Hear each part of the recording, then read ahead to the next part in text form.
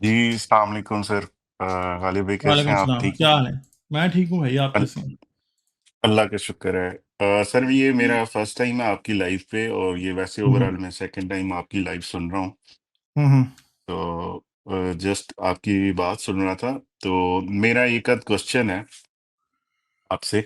हम्म अ, वो क्वेश्चन ये है कि सर, जैसे आप ये मतलब गॉड की एग्जिस्टेंस को लेके आप क्वेश्चन करते हैं, ये वो आपने माशाल्लाह काफी पढ़ा हुआ नॉलेज है, तो आपके हिसाब से मतलब वो जो कायनात की क्रिएशन और ये वो मतलब इस पे आपका व्यू क्या है कि मतलब ये सब कैसे आ गया? कायनात की क्रिएशन हुई थी कभी? और जस्ट मैं आपसे पूछना चाह रहा हूँ पहले मैं मतलब आपसे कि पूछ रहा हूँ ना, कायनात की क्रिएशन आपसे मकसद मतलब क्या है आपका? जरा ये पहले क्लियर करें ना, मतलब ताकि हम किसी ओवरऑल एतबार जो से चलें। यूनिवर्स है स्टार्टिंग फ्रॉम दैट सिंगुलैरिटी, अच्छा, ठीक है, वो मतलब जो अभी तक सिंगुलैरिटी क्रिएट हुई थी? वो सिंगुलैरिटी क्रिएट नहीं हुई थी, वो उस पॉइंट से आगे दुनिया एक्सपेंड हुई थी जो अभी तक नॉलेज तो है। उस पॉइंट से पीछे क्या था? उस पॉइंट से पीछे जो है वो किसी को नहीं मालूम है, मतलब कि उस पॉइंट से पीछे क्या था वो अभी तक नहीं पता चल तो फिर सका। हम कैसे जो कहेंगे कि क्रिएट हुआ है? हाँ सर, ये बात आपकी ठीक है। मतलब हम नहीं कह और सकते दूसरी कि बात क्रिएट यह हुआ है है। कि फिर आप अगली बात पे आ जाएं। चलें, यूनिवर्स की क्रिएशन तो कहा ही नहीं जा सकता कि क्रिएट हुआ है, क्योंकि किसी को नहीं पता कि सिंगुलैरिटी जब थी। और सिंगुलैरिटी के बारे में भी बहुत से मिसकंसेप्शंस हैं जो आहिस्ता आहिस्ता अब क्लियर हो रहे हैं। और बिल्कुल पर्सपेक्टिव पिछले 10 से 15 साल में बदल चुका है। असल में साइंस का ये 60-70 साल पुराना पर्सपेक्टिव है, जब 1950s और 60s में कॉस्मोलॉजी मशहूर होनी शुरू हुई, और खासतौर पे अमेरिकन स्पेस एज, जब खासतौर पर स्पेस रेस चल रही थी, उस टाइम का पर्सपेक्टिव है जो आज तक प्रोफेस किया जाता है। असल में साइंस हैज मूव्ड, आपको ना तो आइंस्टाइन ये कह सकता था कि, ना आपको जॉन लेमेटेयर ये कह सकता था, ना आपको कोई और ये कह सकता था, ना आपको एलन गूथ कह सकता है, ना सॉरी, ना आपको वो कह सकता, क्या स्टीवन हॉकिंग कह सकता है, ना कोई और आपको ये कह सकता है कि किसी को भी पता है कि बिग बैंग जो है वो यूनिवर्स का शुरुआत थी। We don't actually know that, because we don't have any kind of evidence कि वो कहाँ से आया था। ठीक है, क्या पता उससे पहले भी यूनिवर्स रहा हो। ठीक है, we don't know that. Second जो बात है वो अगली है कि आप जी समझते हैं सर। कि जमीन जमीन क्रिएट हुई है? Sir create in a sense कि मतलब ओके, वो बनी तो है किसी भी तरह से, है तो बनी तो है। क्रिएट करने में और बनने में तो बहुत फर्क है ना। फर्ज करें कि पहाड़ों से पानी उतरने लगे, जी तो सर। वो जमीन को काट काट के एक दिन दरिया बना देता है। तो क्या वो दरिया बनाया गया है या बन गया है? दरिया बन गया है सर। तो फिर क्या उसके खालिक का तस्वर किया जा सकता है? आप खालिक का तस्वर, ये बिल्कुल ऐसे ही है कि जैसे कंप्यूटर में मैं एक ऑटोमेटिक प्रोग्राम बना दूं और वो चीजें जो है जो मैं उसे कोड दूं वो उस हिसाब से करता जाए। मगर ये कोड कहाँ पे लिखा है कि भाई दरिया जो है वो ऊपर से उतर रहा था और बाइनरी डिजिट्स में नीचे पानी आया तो दरिया बन गया? नहीं, सारी मतलब बात है एक कि सिस्टम। एक कंप्यूटर में जब आप कोड लिखते हैं और आप उस कोड को जी सर। इवॉल्व होने देते हैं, तो इस बात का सबूत है कि वो कोड आपने लिखा है और वो जी इवॉल्व सर। हो रहा है। मगर क्या दरिया के बारे में ऐसा कोई सबूत मौजूद है? हाँ सर, दरिया के बारे में ऐसा कोई सबूत तो मौजूद नहीं है, तो फिर लेकिन हम कैसे मेरा कह एक सकते बस। हैं कि ये कोई क्रिएटर ऐसा था जिसने पीछे सब कुछ करके छोड़ दिया और फिर आगे रविश बहने लगी? नहीं, ये बिल्कुल ऐसे ही है कि जैसे आप किसी कोई अंधा आदमी है, मान लें 1 मिनट के लिए, ठीक है, आप उसे कह दें कि यार एक सूरज है, जमीन है, वो कहेगा कि यार मैंने तो देखा नहीं कहाँ पे है। ठीक है, उसने देखा नहीं, ये भी हकीकत है। फिर लेकिन वो रियल में तो एग्जिस्ट करते हैं। मेरे कहने का मतलब ये है कि हमारी जो सेंसेस हैं, ठीक है, देखने की है, सुनने की है, छूने की है, ये वो मेरे ख्याल से ये सेंसेस हैं इतनी कम कि हम उस सुपर पावर को उस तरह से शायद कंप्रीहेंड ही नहीं कर चल, सकते। जेम्स वेब टेलीस्कोप की तो सेंस बहुत ज्यादा है ना। ठीक है, एक ग्रेविटी मीटर की तो सेंस बहुत ज्यादा होती है ना। ठीक है, एक ठीक है। हार्डनेस मीटर की भी सेंस बहुत ज्यादा होती है कि वो हार्डनेस भी बता सकता है।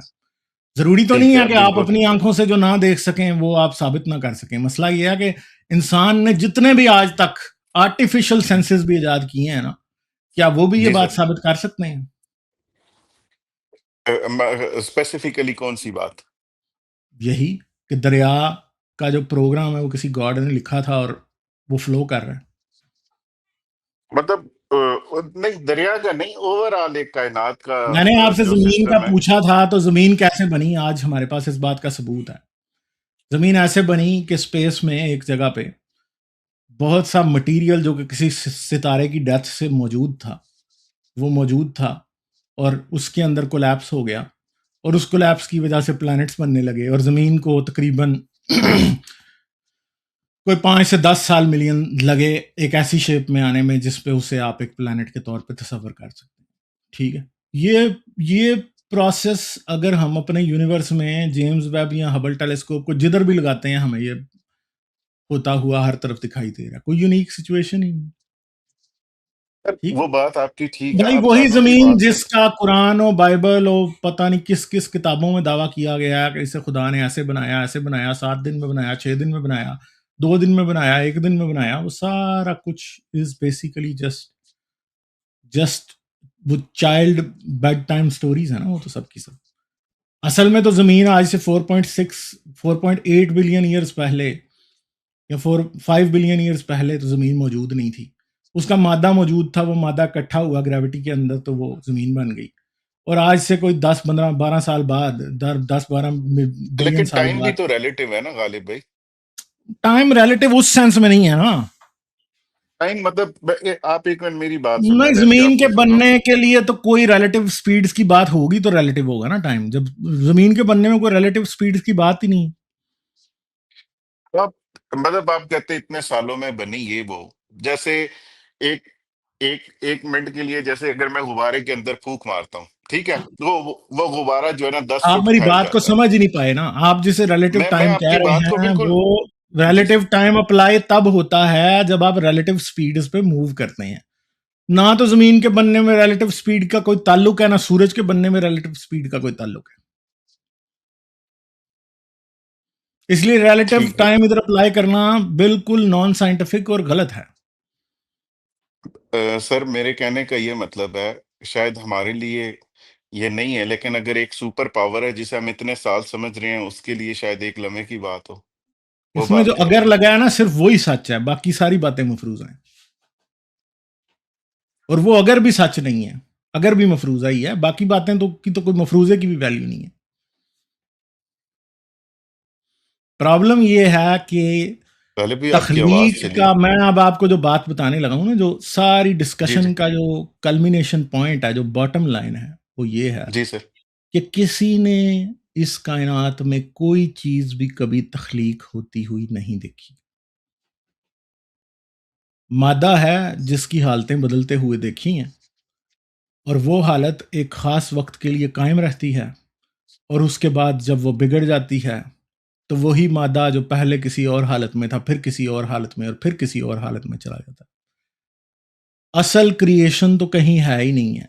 बनाने वाले जितने भी हम जानते हैं, वो चाहे वो अंधा घड़ी साज हो या आंखों वाला घड़ी साज हो, वो सिर्फ मादे की हालत को बदल रहा है।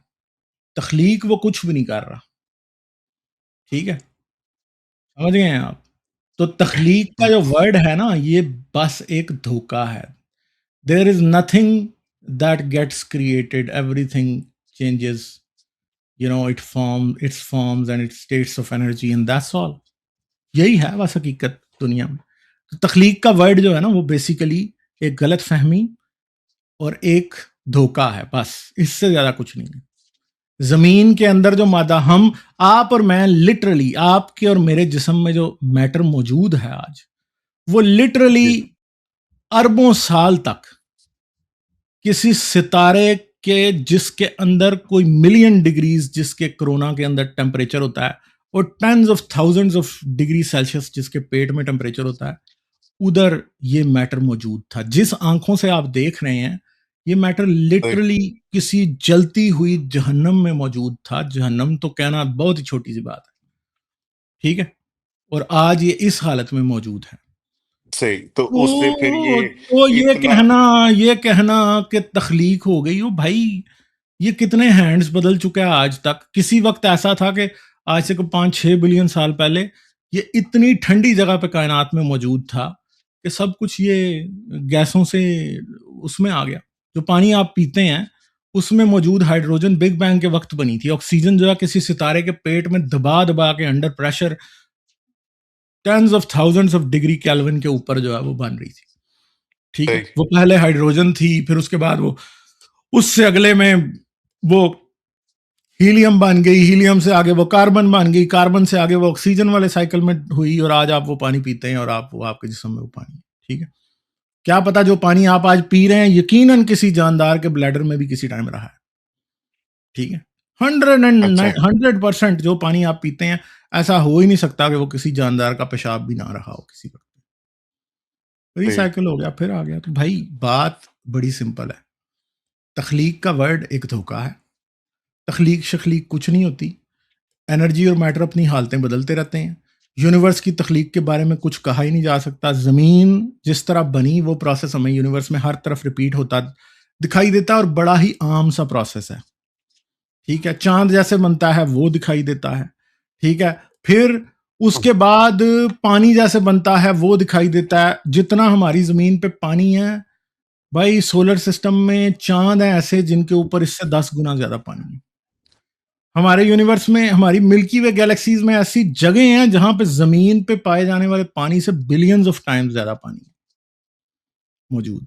ठीक है, तो भाई बात सिंपल सी है कि अगर आप समझते हैं कि कोई खुदा है जिसने बनाया है सब कुछ, तो भाई सबूत जितने कायनात में हमें मिलते हैं, जितने ऑब्जर्वेशन से हमें मिले हैं आज तक, उनके मुताबिक हमें कभी भी किसी खुदा की तख्लीक कहीं नज़र नहीं आई। हमें मादा और हालत, एक मादा और एनर्जी मुसलसल एक तबद्दल या एवोल्यूशन की हालत में दिखाई देते हैं, और उस एवोल्यूशन का इख्तिताम शायद आज से खरबों क्या खरब मल्टीप्लाई बाय खरब पता नहीं कितने सालों बाद कहीं यार जाके होगा। गालिब भाई, अच्छा, ये देखें, वो तो एआई मॉडल्स भी ट्रेन हो के इम्प्रूव करते जाते हैं, ठीक है, सेम जैसे एवोल्यूशन है। ठीक है कि वो नेचुरल सिलेक्शन से, ठीक है, इंसान यहाँ तक पहुंच गया। अब वो जो, लेकिन इन सब चीजों के बावजूद, इस सब के पीछे, इस नेचुरल सिलेक्शन के पीछे भी और इन सारी चीजों के पीछे भी, ठीक है, कोई बनाने वाला मतलब आप कह रहे हैं कि यार एक एक मैटर था, सिंपल पड़ा हुआ था, वो इतने साल पड़े रहने के बाद, मुख्तलिफ हालतों में चेंज होने के बाद उसी में से इंसान बना, और उस इंसान के अंदर ये शऊर भी है, उसकी इनॉटमी इतनी कम्प्लेक्स है। ठीक है, ये मतलब एक मुझे तो पर्सनली रिलीजन के इन्फ्लुएंस में आके नहीं, एक हैरान कुन बात एज अ सिंपल इंसान भी लगती है।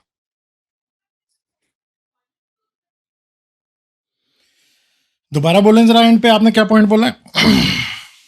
मैं कह रहा हूं कि मैं अपना पॉइंट सारा दोबारा बोलता हूं। मैं ये कह रहा हूं कि जैसे कंप्यूटर के अंदर, जैसे ये एआई है, ठीक है, एआई का मॉडल जो है, हम इससे कम्युनिकेट करते रहते हैं, ये इंप्रूव होता जाता है, इवॉल्व होता जा रहा है, ठीक है। लेकिन इसके बावजूद ये मॉडल, इसके पीछे एक क्रिएटर है।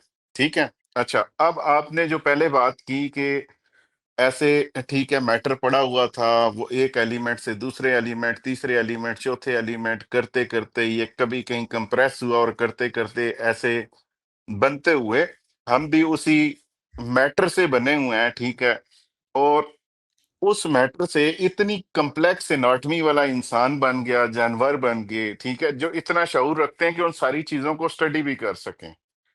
क्या आप समझते हैं कि ओके, ये सारा प्रोसेस ऐसा ही है जैसा आपने एक्सप्लेन किया, लेकिन इस प्रोसेस के पीछे कोई डिजाइनर तो होना चाहिए ना, अदरवाइज ये इतनी प्रिसाइज चीजें कैसे हो सकती है? अगर आप इंसान को, उसकी इनाटमी को स्टडी करें, ठीक है, तो वो इतना कम्प्लेक्स सिस्टम, मतलब ऐसे ऐसे प्रोसेसेस से खुद कैसे आ सकता है, और इतना क्योंकि इंटेलिजेंट ह्यूमन। अंडरलाइंग प्रिंसिपल बहुत ही सिंपल है। जी सर। अंडरलाइंग प्रिंसिपल बहुत सिंपल है कि कार्बन और शुगर फॉस्फेट की एक बैकबोन होती है, हाइड्रोकार्बन और शुगर फॉस्फेट की एक बैकबोन होती है। जो कि कोड को एक खास तरीके से सेव करती है, ठीक है। मसला ये है कि उसके सेव करने में अगर सिलसिला कहीं भी टूट जाए, यानी वो सेव करने के काबिल ना रहे, तो वहीं पे वो काम खत्म हो जाता है और वो तरतीब आपको दिखाई नहीं देती। मसला ये है कि अंडरलाइंग जो प्रिंसिपल है डीएनए का और डीएनए के थ्रू प्रोटीन्स की कोडिंग का, वो बहुत ही सिंपल है, ठीक है। और वो सिंपल ठीक है। सिस्टम जो है वो कॉम्प्लेक्सिटी को अराइज करा देता है, सिर्फ इतनी सी बात है। मसला ये है कि एक बात याद रखें, दुनिया में ना जी, जो जी। रविश है, जो नेचर को स्टडी करने के बाद दिखाई देती है, वो एक बहुत ही सिंपल सी चीज है। उसको समझाने के लिए आपको मुझे जुबानों के बारे में कुछ समझाना पड़ेगा। ये मिसाल लिखी हुई जुबान और बोली जाने वाली जुबान दोनों से चलती है असल में। अब एक बात है कि एक जमीन है, जी, ठीक है। जी। उस जमीन पे आप एक लकीर लगा दें, ठीक है। तो उसका क्या मतलब होगा? उस ज़मीन के ऊपर लकीर का मतलब लकीर ही होगा, और क्या होगा? फर्ज करेंगे अगर उसी लकीर को आप दो लकीरें लगा दें, तो क्या मतलब होगा? यार अगर ज़मीन के ऊपर आपने 2 लकीरें लगा दी हैं, तो वो 2 लकीरें होंगी। उसका मतलब आप अब सोच लेंगे ना कि दो भी तो हो सकता है ना, उसका मतलब जी, जी। ठीक है, 2 हो सकता है। अच्छा, उन दो ही लकीरों के दरमियान एक तीसरी लकीर लगा दें, तो उसका मतलब एच भी हो सकता है। उन दो ठीक है, लकीरों को ऊपर से जोड़ दें और दरमियान में एक लकीर लगा दें, तो ए भी हो सकता है। अब ठीक ए है। का खुद में क्या कोई मतलब है? नहीं। अच्छा। ठीक है। मसला ये है कि एक नुक्ता, हुँ, हुँ। एक नुक्ते को जोड़ के आप एक डायरेक्शन में ले जाएं, तो वो एक लकीर बन जाती है। नुक्ता खुद में कुछ नहीं है। ठीक है, लकीरों को जोड़ दें आपस में तो लेटर्स बन जाते हैं। लेटर खुद में कुछ नहीं है। ठीक है, फिर आप लेटर्स को जोड़ें तो उससे वर्ड्स बनते हैं। ये क्या है चीज पता है? इसे इमरजेंस कहते हैं। ठीक है, यूनिवर्स जिस प्रिंसिपल पे चलता है, उसमें दो चीजें हैं, एक इमरजेंस और दूसरी एवोल्यूशन। इमरजेंस किसको कहते हैं? कि जब एक अंडरलाइंग चीज होती है, वो बड़ी सिंपल सी होती है। जब वो सिंपल चीज एक एस्टेब्लिश चीज के तौर पे सामने आती है, तो ठीक उसके है, अंदर इमरजेंस हो जाती है। इमरजेंस का क्या मतलब है? कि वो अब अपने वजूद के मुताबिक जो कम्प्लेक्सिटी उससे थी, वो उससे ज्यादा कम्प्लेक्स चीजें बना सकती है या उससे बन सकती है, ठीक है। फिर ठीक है, जब वो अगले लेवल की कम्प्लेक्सिटी को अचीव करती है, तो उससे ज्यादा कम्प्लेक्स चीजें बन सकती हैं। जैसे एक बात है कि फिर लेटर्स से वर्ड्स बन सकते हैं, वर्ड्स से सेंटेंसेस बन सकते हैं, सेंटेंसेस से पैराग्राफ बन सकते हैं, पैराग्राफ से आर्टिकल्स बन सकते हैं, आर्टिकल्स से चैप्टर्स बन सकते हैं, चैप्टर्स से बुक्स बन सकती हैं, बुक्स नॉलेज है, फलां है, ढमकां, ये सब कुछ है। यही काम यूनिवर्स के अंदर है। यूनिवर्स में जब क्वांटम पार्टिकल्स होते हैं, तो कोई कम्प्लेक्सिटी एग्जिस्ट नहीं करती, सब चीजें एक ही लेवल पे हैं। क्वांटम पार्टिकल्स ठीक में है। भाई क्वार्क हर तरफ फिर रहे हैं, इलेक्ट्रॉन्स फिर रहे हैं, ठीक है। छोटे छोटे क्वांटम पार्टिकल्स हर तरफ फिर रहे हैं। हाँ, यूनिवर्स होमोजीनियस फॉर्म में एग्जिस्ट करता है तकरीबन। और अच्छा। फिर क्या होता है कि यूनिवर्स का टेम्परेचर ड्रॉप होता है और क्वार्क्स जो है वो प्रोटॉन्स की और न्यूट्रॉन्स की शक्ल में जुड़ जाते हैं। कॉम्प्लेक्सिटी का नया लेवल अचीव हो गया। अब एक हम एक अब जो वो प्रोटॉन्स और न्यूट्रॉन्स हैं, उनके रिलेशनशिप, क्योंकि जितने भी क्वांटम पार्टिकल्स हैं उनके रिलेशनशिप आपस में बहुत हाई टेम्परेचर पे कुछ भी नहीं है, वो सिर्फ बाउंस ही कर सकते हैं एक दूसरे के साथ, और उनका कोई रिलेशनशिप नहीं है। ऐसा नहीं होगा कि क्वार्क और जो इलेक्ट्रॉन है वो जी आपस में कोई एक क्वार्क के गिर्द घूमने लग जाएगा, कुछ करेगा, कुछ भी नहीं करता। एक बिल्कुल एक इतनी हाई एनर्जी स्टेट है कि वो आपस में कोई रिलेशनशिप कायम ही नहीं कर सकते। मगर जैसे टेम्परेचर ड्रॉप होता है, वो प्रोटॉन और न्यूट्रॉन बनाते हैं। अब प्रोटॉन और न्यूट्रॉन जो है वो फिर भी खुले फिरते रहते हैं बड़े अरसे तक, क्योंकि वो इलेक्ट्रॉन्स को कैप्चर नहीं कर सकते, क्योंकि टेम्परेचर अभी भी बहुत हाई है। जब वो टेम्परेचर और गिरता है, तो क्या होता है, वो इलेक्ट्रॉन्स को काबू करते हैं और उससे एटम्स बनते हैं। एटम्स कौन से बन सकते हैं? सिर्फ दो तीन किस्म के ही बस, तीन किस्म के, to be very precise, and उनके कुछ आइसोटोप्स, यानी कोई 10 से 12 किस्म के एटम्स बनते हैं अगर हम आइसोटोप्स को भी इंडिविजुअल वैल्यूज दे दें, बस इससे ज्यादा नहीं बनते। ठीक है, और फिर क्या होता है ठीक है। कि जब वो एटम्स बन जाते हैं तो अब टेम्परेचर जब ड्रॉप होता है तो ग्रेविटी एक्शन लेना शुरू करती है, और ग्रेविटी हाइड्रोजन, हीलियम और लिथियम को कंप्रेस करके उनसे स्टार्स बनाती है, और वो स्टार्स बिलियंस ऑफ ईयर्स लगा के उन एटम्स को अपने कोर्स के अंदर कंप्रेस करने के बाद उनसे अगले एलिमेंट्स बनाते हैं। जब अगले एलिमेंट्स बन जाते हैं तो एटम्स के दरमियान वो कम्प्लेक्सिटी क्रिएट होती है जो कि आपके और हमारे लाइफ बनाने के काबिल है, या कोई भी और चीज़ बनाने के काबिल है। यानी आज से 1 मिलियन साल बाद, एक यूनिवर्स के बनने के 1 मिलियन साल बाद यूनिवर्स में, या 1 लाख या 4 लाख साल बाद यूनिवर्स में प्लैनेट्स नहीं बन सकते थे। क्यों नहीं बन सकते थे? क्योंकि हाइड्रोजन, हीलियम और लिथियम सॉलिड प्लैनेट्स उस तरह से नहीं बना सकती जिस तरह के ज़मीन जैसे होते हैं। ठीक है, वो कोई शायद हाइड्रोजन जो है वो जुपिटर जैसा प्लैनेट बना सकती है, मगर वो हमारी ज़मीन जैसे नहीं बना सकते। तो ये हर एक कॉम्प्लेक्सिटी का लेवल है। अंडरलाइंग प्रिंसिपल बड़े सिंपल हैं। अगर आप पीरियोडिक टेबल के ऊपर अगर आप क्वार्क्स और इलेक्ट्रॉन्स को की अरेंजमेंट की बात करें तो आप 3-4 से ज़्यादा अरेंजमेंट्स नहीं बना सकते। प्रोटॉन होंगे, न्यूट्रॉन होंगे, कुछ और ऐसी सिचुएशंस हैं जहाँ पे न्यूट्रॉन है तो प्रोटॉन है तो इलेक्ट्रॉन है, उनके वेट्स ज़्यादा हैं, उनके मास ज़्यादा हैं, बस यही बन सकता है, इससे ज़्यादा कुछ नहीं बन सकता। उससे अगली फॉर्म में जब फिर मैटर आता है तो फिर उसकी अरेंजमेंट और केमिकल रिएक्शंस बहुत ज़्यादा बन जाते हैं। ठीक है, तो अंडरलाइंग प्रिंसिपल तो बड़ा सिंपल है। हर एक लेवल की कॉम्प्लेक्सिटी अचीव होने के बाद उससे अगले लेवल की इमरजेंस हो जाती है। जब इमरजेंस होती है तो इमरजेंस के बाद एक नया लेवल, कॉम्प्लेक्सिटी का नया प्लेन आ जाता है। ठीक है, तो अंडरलाइंग प्रिंसिपल तो बड़ा सिंपल है। अगर ये कोई क्रिएटर ना भी हो तो ये प्रिंसिपल अपनी उसके मुताबिक ही काम करता रहेगा। तो मसला ये है कि इस प्रिंसिपल से आप क्रिएटर साबित नहीं कर सकते। क्रिएटर को आपको इससे इंडिपेंडेंटली साबित करना पड़ेगा।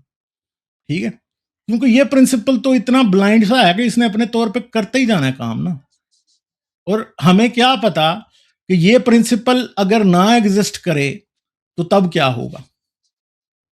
ठीक है, और हमें क्या पता कि ये प्रिंसिपल कितनी देर के लिए यूनिवर्स में एग्जिस्ट करता है, क्योंकि हम उस वक्त को कभी देख ही नहीं पाएंगे जब यूनिवर्स के अंदर वो प्रिंसिपल्स जिनकी बेस पे आप और मैं एग्जिस्ट कर रहे हैं वो मौजूद नहीं होंगे, क्योंकि हम मौजूद ही नहीं होंगे उस टाइम पे। तो हम ये समझते हैं कि ये प्रिंसिपल्स, हम मौजूद हैं तो ये प्रिंसिपल्स किसी ने बनाए हैं, नहीं। फर्ज करें कि बिलियंस और ट्रिलियंस ऑफ टाइम्स एक चीज हो और उसमें से एक बार इंसान पैदा हो जाए और बाकी ट्रिलियंस ऑफ टाइम्स इंसान ना पैदा हो, तो वो तो यही सोचेगा ना कि ये जो है ये मेरी वजह से हुआ। हालांकि वो ट्रिलियंस और गजिलियंस ऑफ टाइम्स बगैर इंसान बने कुछ भी हुए, मेरे बने बगैर दुनिया गुजर गई और मुझे पता भी नहीं है, और मैं अपनी बारी को स्पेशल समझ रहा हूं। हालांकि मेरे पैदा होने की जो सिचुएशन है वो इतनी कम मुमकिन थी कि कोई खास बात ही नहीं है। मगर मसला ये है क्योंकि मैं अपने पैदा होने को देख रहा हूँ और अपनी दुनिया को इस टाइम देख रहा हूँ, तो मुझे लगता है कि सब जो मेरे इर्द गिर्द है वो मुझे करने के लिए, मुझे पैदा करने के लिए हुआ। हालांकि मसला ये नहीं है, मैं तो एक बिल्कुल ही रैंडम सी एक आम सी सिचुएशन जो कि किसी और प्लेनेट पे पैदा नहीं हुई तो वहां पे इंसान नहीं पैदा हुआ उसका शिकार हूँ, बस इतनी सी बात है। तो मसला ये है कि सिक्के को दूसरा रुख देखने की जरूरत है, अपने आप आप को कह रहे स्पेशल हैं कि समझना कि इंसान जी बड़ी कोई चीज है। नहीं भाई, डायनासोर के वक्त में क्यों नहीं था इंसान? इंसान ने जमीन के ऊपर भाई जमीन की हिस्ट्री का 0.0000001% भी नहीं गुजारा, बाकी में हम थे ही नहीं। और हम समझ रहे हैं कि हम इतने इंपॉर्टेंट है कि खुदा भी हमारी सोच रहा था और हम भी सब सोच रहे थे। और ये सब कुछ जो खुदा के बारे में भी सोचा जाता है ना, असल में अपने बारे में है। इट्स नथिंग स्पेशल ना। जब आप और मैं नहीं थे तो हम ये सवाल ही नहीं कर सकते थे, इसलिए ये सवाल कभी पैदा ही नहीं हुआ। जब हम हैं तो ये सवाल पैदा हुआ। हाँ, हम इस पे हैरान जरूर हो सकते हैं, मगर सवाल खुद में सबूत नहीं है। इतनी सी बात है बस, और क्या। आप कह रहे हैं ये एक खूबसूरत इत्तेफाक है कि इंसान इतने मतलब बिलियंस ऑफ हमारे टाइम पास ट्राइड इसका होते रहे। कोई सबूत नहीं है कि हम जी ये सर। कह सकें कि ये कोई स्पेशल सिचुएशन है, क्योंकि मैंने आपको बताया कि जमीन, इसी मिल्की वे गैलेक्सीज में आपको गैलेक्सी में आपको मिलियंस ऑफ प्लैनेट्स जमीन की तरह बनते हुए दिखाई देंगे। तो जमीन पर जिंदगी होने का मतलब ये नहीं है कि जी हमें कोई बड़ा स्पेशल क्रिएट किया गया है। जमीन को और मिल्की वे गैलेक्सी को देख के और अगर हम बाकी गैलेक्सीज को बीच में देख लें लगा के, तो फिर बिल्कुल बात है कि ये एक हसीन इत्तेफाक से ज्यादा कुछ नहीं है। अच्छा। सबूत यही कहता है, बाकी किसी ने कोई इस पर आगे लापने है, कोई फैंटेसी बनानी है, कोई फिक्शन लिखनी है, that's another story, but evidence points us to this and that is it. अच्छा, गालिब भाई एक क्वेश्चन मेरा और है, फिर ये जितने बहुत लंबी प्रॉफिट्स बात हैं। हो गई है भाई, अब चलते हैं आगे, और भी दो